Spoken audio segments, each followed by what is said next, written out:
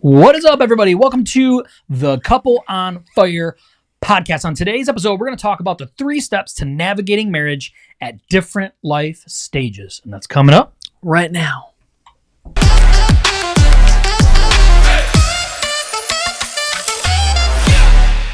What is up? What is up? What is up, everybody? Welcome to today's show. Listen, if you have never been on our show before, if you've never been here, welcome. We want to introduce our puppy dog, Stella. She's our French bulldog, so we want to make sure she makes a cameo each time she's licking the microphone. It's pretty gross. It's not an ice cream.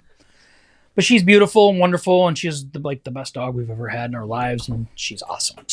And she had spinal surgery, and you can't even really see her scar anymore. Yeah, she had spinal surgery.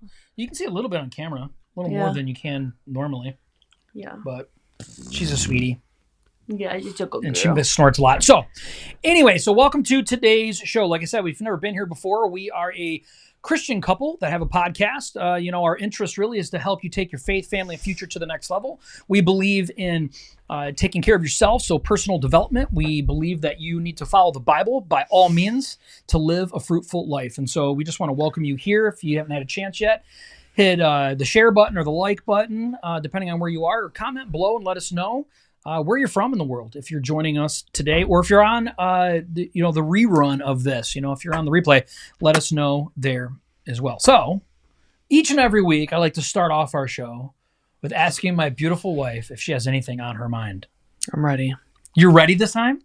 I think. You think? Oh, no, I'm not. But that's okay. Why?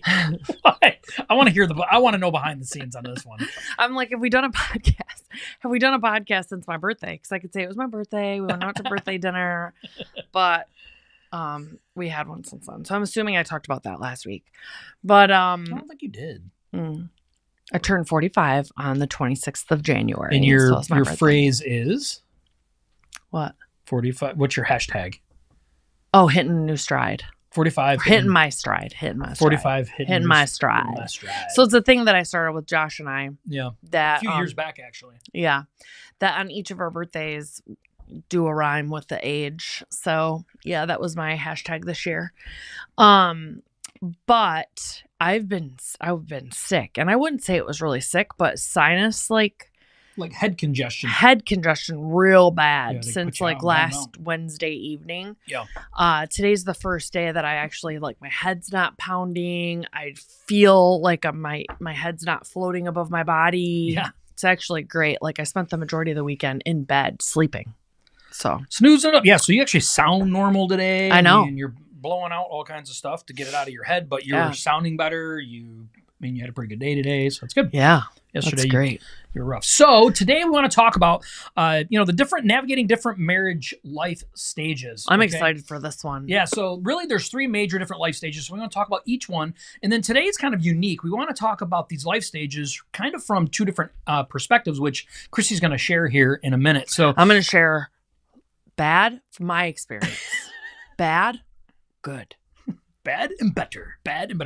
But there is 2 different major perspectives when it comes to different stages, life stages in marriage, believe it or not, because the world, for the most part, is kind of split into 2 when it comes to marriages, right? And so if you've followed our podcast for a while, you know that we are a blended family, right? So Kristy and I this is our second marriage. And so, he thinks it's my second. She's probably been married 14 times before. I don't really know, right? She's probably Egyptian too. Who knows, really, honestly. But we know that there's 2 major different things, right? Because we have been both, right? We've been in a nuclear marriage. Yeah. Right? Nuclear family marriage, right? So we know more than you. So, well, maybe you've had 40 marriages. We don't really know. And then you've probably, we've also been in a blended family. So we know there's 2 different things when it comes to these marriage stages. So it's kind of cool. So we're kind of going to walk through those 3 things today. So that's kind of what we're going to do. Anything before we get started? I'm ready. Okay. And Kung Fu is on its way.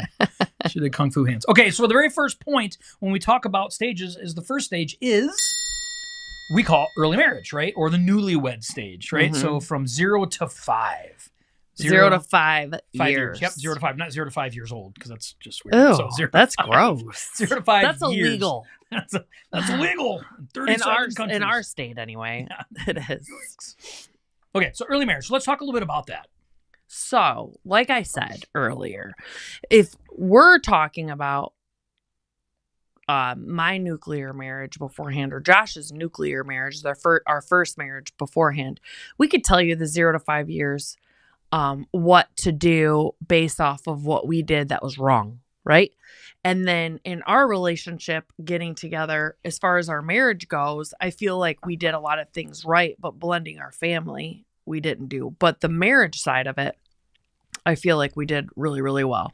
So from 0 to 5 years, a lot of times you're dating that person, but like say you've never been married before, you're dating that person and you guys start to talk about like how many kids do you want to have and what does parenting look like to you, and you have all these types of things. So then when you first get married, the 0 to 5 years is kind of figuring that out. Maybe you have kids within the first 5 years and you guys are maneuvering through all of that. But in a blended family, it's like a lot of that you start dating and you're coming together and sometimes you forget to talk about those things because it's like, he's a dad already. He should know.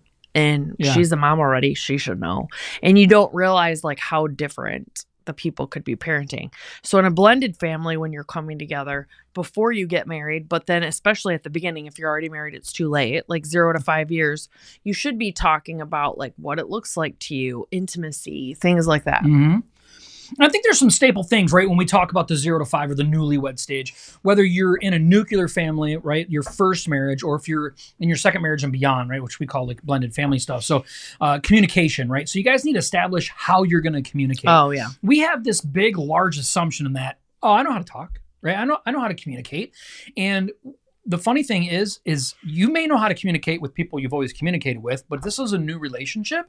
You have to learn that communicating is very different with somebody new, especially in a blended family, because maybe communication in the previous relationship was really bad. And I mean, maybe it was mean and hateful and full of passive aggressive comments and all of these things, right? Which Kristy and I have experienced in our previous relationships. And so you kind of have to set the ground rules, all these grounding things coming into the newlywed stage to set the stage to moving forward. And I think a big miss, even especially in nuclear relationships, first marriages, is that we just assume like things are just going to kind of auto-correct themselves as time goes along. And it takes a little bit longer, I think, in a first marriage for that stuff to kind of come to a head of problems, where in a second marriage and beyond, like the fireworks can start almost immediately if you don't lay the ground rules of how we're going to communicate. Agreed. I want people to show you I want you to show the people what you're drinking out of this evening. Oh. Like, what is that? That is a mason jar. And where did we get that mason jar? I don't know. I don't even recognize that mason jar. I know it's like a purple tint to it. We have 2 of them. Crazy. We have 2 of them, and it's cool. But anyway, so you can't really tell on the camera. I've never seen him drink out of this before. So I didn't. Well, because the Coke Zero that I put in the refrigerator was not cold yet, so I had to put some ice in it. Huh. And I want to make sure the whole thing. Anyway, so I normally just drink it out of the can. So yes, it's only Coke Zero, so we're clear. Okay. I'm staying sober, right? Almost 15 years. It'll be 15 years this month. Okay? This month, yeah. So anyway, cheers to Coke Zero. But what I think is interesting is 0 to 5 years, if it's your first marriage, you guys started dating and you guys are working out like the holidays while you're dating, right? Like how to spend it with your in-laws and what's going to go on. And then when you guys get together, it's still, if you're in your first marriage, it's not as difficult. It's difficult. You have to learn how to set healthy boundaries with in-laws. Like your marriage should come first before that. But it's pretty much, unless you're from a blended family, like your mom and dad, if they're remarried or whatever, but it's pretty much you go to your parents, he goes to his parents, and then you guys blend and you have to balance doing that.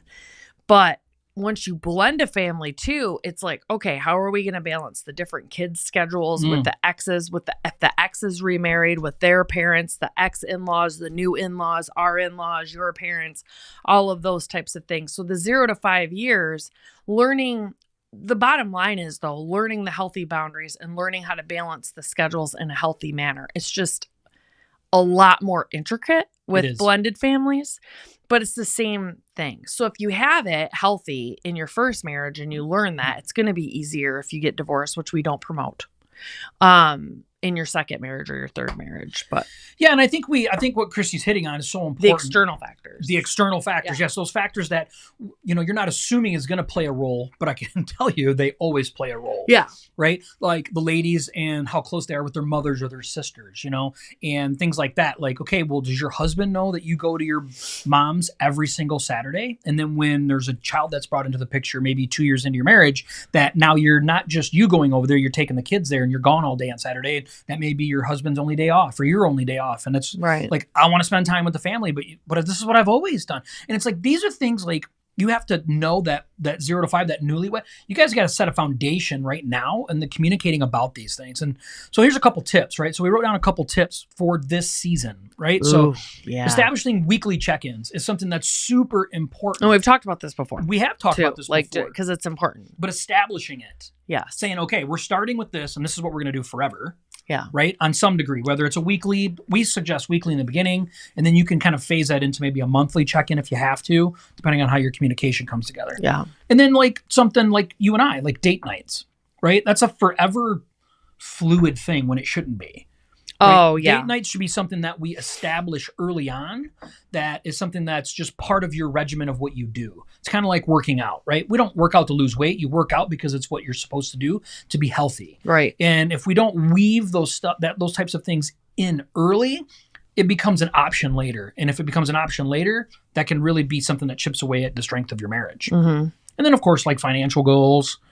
Because there's, someone's always a spender, someone's always a saver. The beginning of any marriage, this is really, really important to establish them right away. Like retirement plans, savings plans, like how what is each other's financial spendings that, spending habits, like should you budget? And that goes for, if it's your first marriage, if your second marriage, could be a huge stressor on the marriage if you don't get that, established ironed out in the beginning. Yeah, like for Kristy and I, right? Kristy and I are both savers and spenders on the opposite spectrum. You're rolling your eyes. We're not savers. We are on weird things. Like you would save money for something that I normally wouldn't want to save money for, and that becomes a problem. Is my point. No, the point is you're supposed to save money just to have it in the bank. Right. And so I'm touching on something that's sensitive because it is, right? Because that's hard. These are things that you need to establish early on. Talk about these things early on. Like, okay, what are we going to decide on what's going to work for us moving forward? And that way, when we move into the next point, you already have some momentum going. Yes. Right? Okay, so number 2. I want to do the Bible verse. Okay. All right. The Bible verse, Genesis 2:24. That is why a man leaves his father and mother and is united to his wife, and they become one flesh. So discuss the significance of leaving and clinging, leaving your prior life and clinging to your new found life and what that's going to look like. And that is all about establishing. And pray about that. Prayer, a lot of prayer and meditation. About this. And that's why establishing a foundation is so, so, so very important. Knowing that you guys are one flesh now and moving forward is important. Okay, number 2. I think this is hilarious. I think mid-marriage, it's hilarious that mid-marriage is 5 years to 20 years. That's mid-marriage. That's huge, though, like time gap. So that's number 2. Point number 2, for those that are listening, is mid-marriage, which is year 5 through year 20. That would be considered mid-marriage. Carrie, you and Rob, you guys are in Newlyweds. Still newlywed phase. Yeah. Ooh. All right. So you want to roll with it? Mid-marriage. So talk about a little bit about mid-marriage, about how it is for nuclear families compared to blended. Yeah, only I could talk about this because his first marriage didn't make it into the mid-marriage part. It was super close, but it didn't though. It didn't. Mine did. Kristy hangs on to stuff even when she shouldn't. Okay, let's be honest. Mine did. So part of the points is like balancing raising children, keeping the romantic spark, managing conflicts, and the importance of forgiveness. So I think it's important. That's why the start, like the first 0 to 5 years, is so important to establish a healthy foundation. And if you are 5 to 20 years within your marriage, it isn't too late, but it is harder because like in my first marriage, we ended up being married 10 years. And a lot of time, like Josh has used the analogy before, like if you put a rock on a train track and the train isn't moving, the train won't move. But once a train's going down the track, if there was a pebble sitting on there, it would blow right past it. Mm-hmm. And it's true. Like if you set up a healthy foundation and healthy habits in the beginning, the train gets going with that, it's easier to continue. But if you set up the marriage with unhealthy habits or an rocky foundation, the train's going down the track already with that. For you to stop it, you can't just put a pebble on the train. You actually have to stop it, which it takes trains a long time to stop. So I think trains are a good analogy with that. So in my first marriage, between the 5 and 10 year mark, things just kept getting worse and worse and worse and harder and harder and harder because we didn't sit down and take the time to do check-ins or do date nights or talk about how we were going to have healthy boundaries and put that around our family. And we didn't make the marriage a priority. And that's why it failed. We both were kind of living still our individual selfish lives and trying to do it together. And it just didn't work out. And I know that was similar to yours. And so in our marriage, though, we've been married for going to be 11 years. This year. And so we're in this mid-marriage stage now, and we had a really solid foundation. So now that we're into our mid-marriage, it's like it just gets stronger and stronger and stronger. And it's so awesome because we were just talking about this today. Our conversations and our communication, we can talk about things even on a deeper and more vulnerable level than what you can in the beginning. Like your relationship in the beginning, there's things you still don't say to your partner for fear of hurting their feelings or it making it shaky ground, which is good. I think that's healthy. And then you establish the healthy foundation, but now we can start having talks about things like my true feelings about maybe some things that I wouldn't necessarily say out loud to him, you know?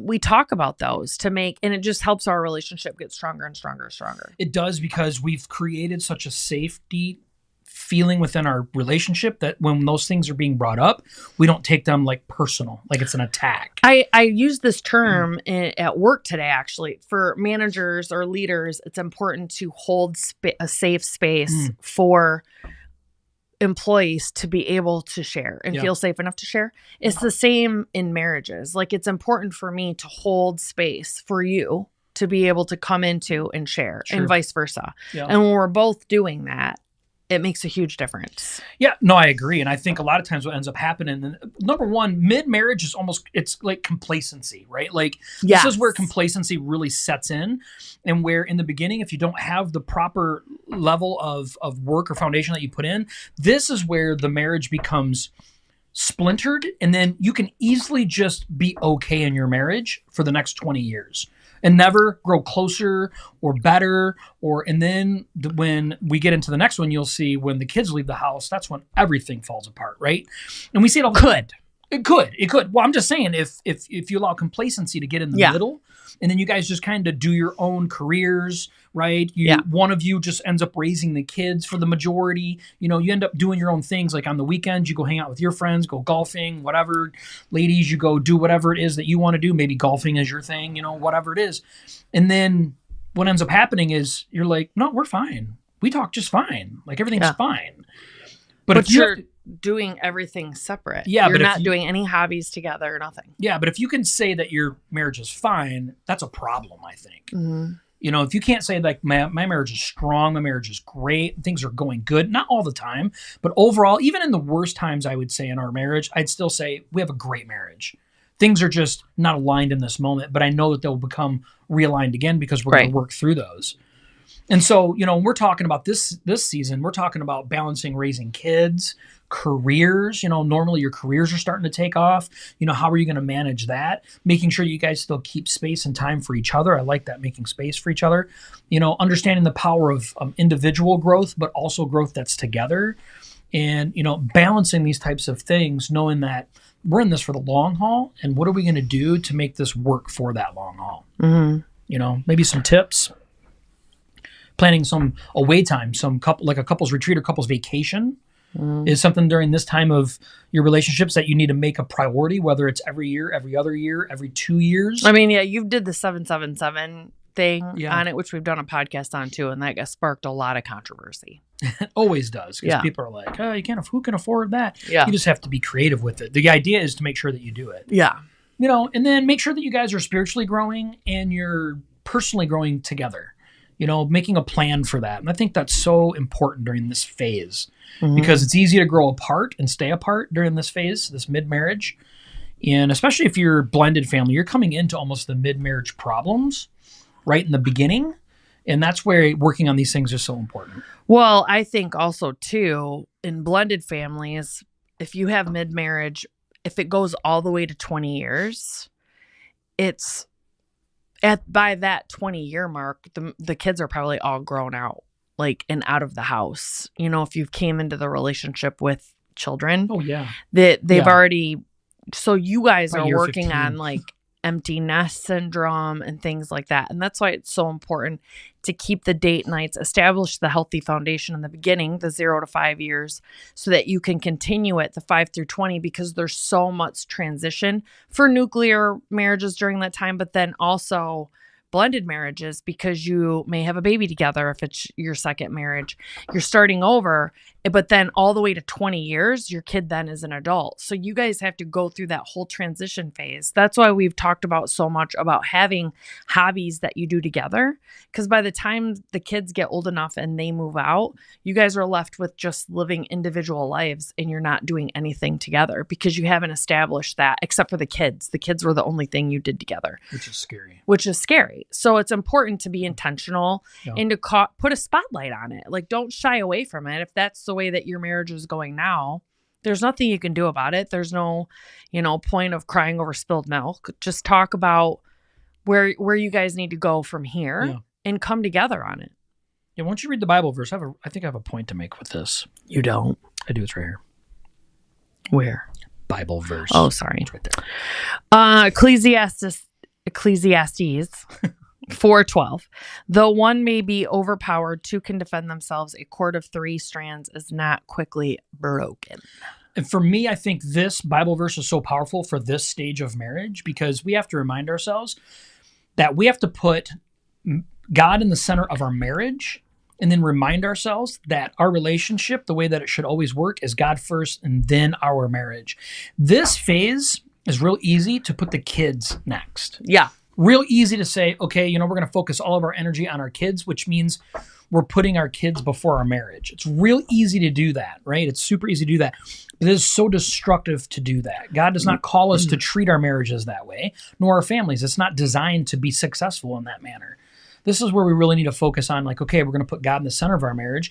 Now, we can focus our energy on our kids, but still focus on putting our marriage first, which is something Kristy and I had to do. Mm-hmm. Right? Our kids got a lot of attention. A lot of priority. Of sports and all the things. Yeah. A lot of priority, but we never put them before our marriage. Our discussions were always made intentionally for us, things of that nature. So I just think that's really important to know that for that stage. All right. So stage number 3, last stage. We call it later marriage. That's the 20 plus years. Later marriage. Later stages.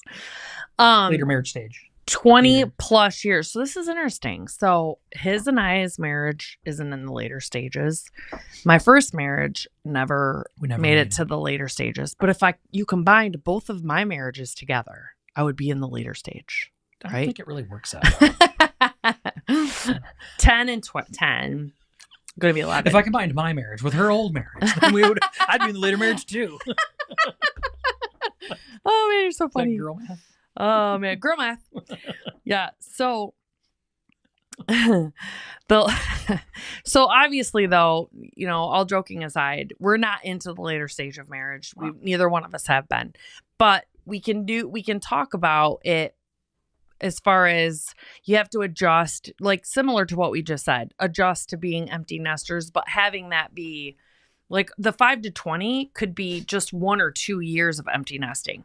20 plus is typically 20 forever, 20 to 50, 20 plus 20 years to 50 years of marriage. So for like 30 years, right?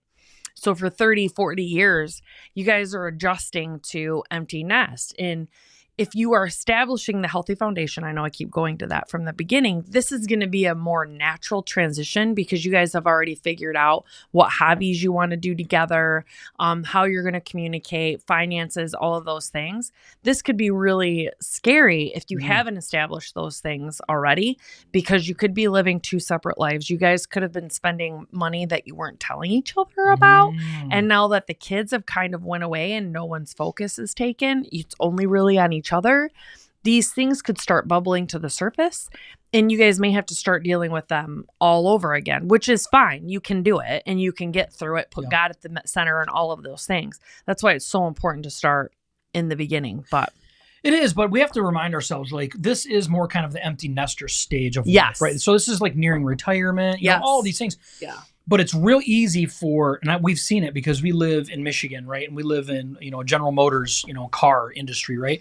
And we've seen so many of these General Motors employee guys work for 35 years, 45 years, not retire because they don't want to go home. They don't know their wife. And their wife, be honest with you, they don't want them home. They don't want you home. This is my house. I've made it my way for the last 50 years or 60, 70 years of our lives type of thing. I'm comfortable with you going to work every day. And then he goes to work every day and we're good with that. And that's such an unhealthy thing. We have to remind ourselves, we live probably half our lives empty nested, right? Our kids are 18, 20, maybe 22 years old, and then they're out, and then we live another 25, 30 years if we're lucky on that aspect. But now we live without our kids. So the majority of our marriage really is spent without our children. What I find interesting about marriages, some marriages that I see in this, I'm really starting to notice now because him and I are on the cusp of empty nesting. What I've noticed is the couples that are empty nesters, how much they don't know how to spend time together unless they're vacationing together. So it's like, we have to go away for the weekend and go on this special trip, or we have to go on vacation, 2-week vacation, or they don't say it that way. They're just constantly doing that. But when they're at home, or they're not doing like these special trips, he's doing his thing and she's doing her thing, because they haven't figured out how to do life together unless they're doing something special.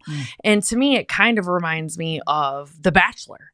Like, you get in this relationship and it's like these special circumstances, and then all of a sudden real world kicks in and it doesn't last anymore because they've been in like this bubble. It's like winning the lottery. Right. And so it's like, you really need to figure out how do you live together? Like, are you going to be confident and comfortable just sitting and watching a Netflix series together, or, going to the gym together, grocery shopping together, just going on walks together, doing these types of things, and not having to have it be like this special circumstance for you two to be being able to spend time together.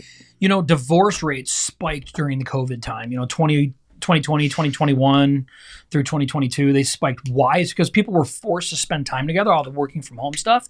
People didn't know how to live together. They drove each other crazy. They didn't know. And that to me is sad. Kristy, spent a lot of extra time at home, during that period of time. It was great. I loved it. You loved it. Like, it was awesome. Like, we've learned, like, no, we are going to be each other's best friends. Not that there's a problem with going and having friends, and there's problems with going and doing things. I'm not downing any of that stuff. No. But I mean, in priority wise. Don't miss the point of what I'm saying. Yeah. Like, the point is we love to vacation. A lot. We don't do it as much as I would like, but we do love it.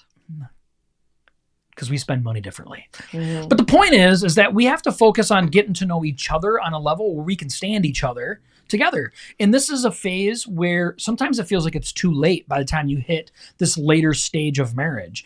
And it's not, though. You guys can come up with brand new hobbies you can do together. Start something new. Do something together new. Learn something new together. Cooking classes, pottery classes, art classes. I mean, there's a ton of different things. Archery classes, golfing classes. Golf. You could go whatever. Yeah, you could, whatever it is, right? You guys could do something. You could join a kickball team or something. There's tops. There is tons of stuff that you could do. You just have to be willing to look outside your bubble and then say, hey, let's do these things together. Because it's tough. What did Rob say here? Rob says, as newlyweds, I love to hear people celebrating their 40 or 50th anniversary. With all the divorce, it is encouraging to see couples thriving. Agreed. Man, we couldn't agree more. I love. Oh, yeah. Marie says, dancing classes. Yeah. Yes. If we can get guys to do that, that is a great thing that they can do together. Which guys should be willing to do those things? I would told Kristy I'd love to do a dance class. Mm-hmm. I think that would be fantastic. It'd be awesome. Do a new, like, I know you and I would like to do like some kind of new training class where you get like a special certifications. Like if there's something that we could do together to be more whatever. Yeah. Whatever. Yeah. Get our skydiving certificates. Yeah, you know, we that. could be like skydiving trainers or something. We have recorded this, and this is something that I want to do now. So Kristy is afraid of planes, so that might be really hard to do, but I'm down. Like going down, what do you call it? Rappelling down mountains. Like, we could be trainers in that, you know, we could be downhill skiing instructors. Oh, snowboard instructors, water ski I got instructors. a bad foot, man. This would make it a good foot. This would be great. Maybe we could just lop it off. Yeah, see, skydiving. Yeah, she's the same way. Man, what's up with you people not skydiving? Have you tried it? That's how I'm looking at it. Have you tried it? It's scary. You haven't done it. You don't know it's scary. Why don't you read our Bible verse for this one? Where's it at? It's right here. That's what I call it. You did? I did. Dang it. I did. Proverbs 17:22. A cheerful heart is good medicine, but a crushed spirit dries up the bones. That's it. We have to have a cheerful spirit in this season of life and be hopeful and know that, you know, God has placed us together into this marriage. We've lasted this long into a later marriage. You know, what are we going to do to keep pouring into this and have a cheerful, hopeful heart to know that, you know, this is the right person for me.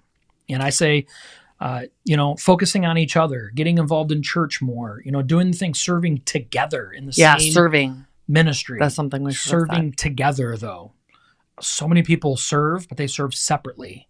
And not that there's anything wrong with having some separate serving. Like, I'm not down. We serve separately in some areas. We do. But serving together, there's such a positive thing with that. Good job, Rob. Rob says nobody should jump out of a perfectly good airplane unless you want to have a lot of fun, Rob. You fun sucker. Okay, you apparently don't like to have fun. Nobody likes to have fun.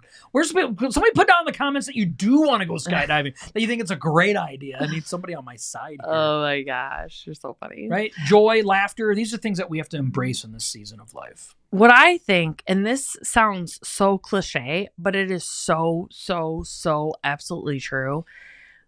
Carrie said she'd jump. There you go. Carrie, I'd jump. So Go, you Carrie. need to pay attention to how much you don't smile. Whoa. Right? Like, because just walking around with a smile on your face increases your own like happiness. And I was thinking about it today as I'm driving to work, because I'm like this. Driving to work? Yeah, listening to, you love traffic. Like, I listened to an Audible book. Yeah. But all of a sudden I realized my face is just like, and I'm like, but if you smile, yeah, it automatically starts making you feel better. And it's something so simple, and we take it for granted because it's so simple that we don't do it. Who's the iFit trainer that we did that series for? John Peel. No, not John Peel, the other guy. Tommy Rivs. Tommy Rivs. So if you don't know who Tommy Rivs is, he's like an ultra marathoner. He does iFit training, right? So Kristy and I have an elliptical and a treadmill that we use. I love him. Yeah, he is. Well, she doesn't love him. Yes, I like him. He's a cool guy. We're going to be careful with that. Okay, we ain't trying to go there. Sorry, Tommy. Okay, she's mine. Yeah. So, but he says something in one of his workouts that when we're running, I'm dying, right? I'm on this treadmill and I'm running and I'm literally like, my soul is leaving my body. And he's like, you need to smile, right? Like smiling changes. And here I am running, going, you know, breathing heavy, trying to catch my breath and smile. But it's true. Like, it's so funny. John Peel just said it in the workout that I did this morning. He did? Yeah. That's what made me think about it. I think it's true. I think it must. I mean, it's apparently it works, right? So we know that it works. So all these guys are like, okay, we know this. What you're doing right now sucks, and it's painful. And you don't like it, so smile through it. But it is true, though.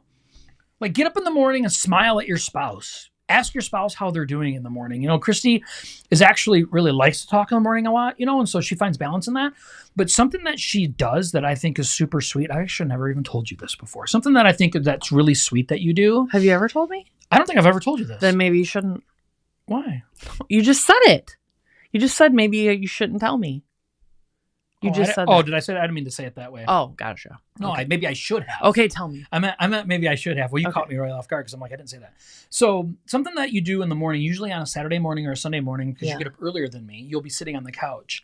And then I'll get up and then you go like, ah! You get this big like cheer, like this soft cheer that I'm awake. Yeah. And it's just very welcoming and you're smiling big and you're like, oh, yay, you're awake, And so you're much happier in the morning. I wouldn't say I'm a happy person in the morning. I'm not negative. You're not unhappy. You're just quiet. And you can't talk to you too much because your brain isn't turned on yet. I'm not ready yet. Correct. But it is something that's really sweet and it's really kind and it does help. It's just very inviting, know?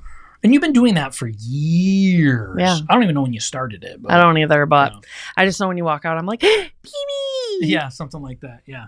But it is something that we can do intentionally, though, for our relationships, especially in the later years, right? Yeah. And saying, hey, we don't need special vacations or circumstances to be happy with each other. Mm-hmm. We can just be happy because you woke up today. That's right. Right? Mm-hmm. Okay. And be thankful. Be thankful. Attitude of gratitude. So where are you in the marriage stage? Are you a newlywed? Are you mid or are you late? Where are you at? And how's it work for you? Are you in your second marriage? Are you in your first marriage? How does it work for you? If there's anything that you feel like we didn't add today, please add it down in the comments because people go back through and read these comments and it can be an assistance. It can be some type of help to them. So, yeah. Amen to that. All right. Anything else?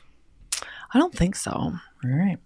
Okay. I want to thank you guys so much for being here. Listen, we're here every single Tuesday, 7 p.m.